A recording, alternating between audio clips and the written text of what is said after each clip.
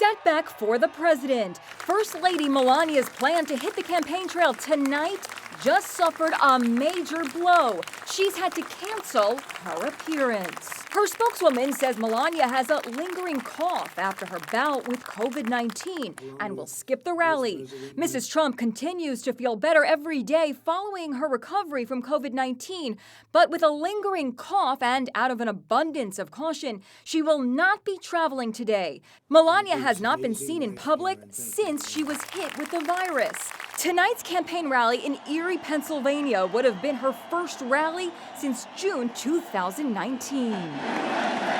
The president's supporters were hoping Melania would be the secret weapon that could turn the president's fortunes around.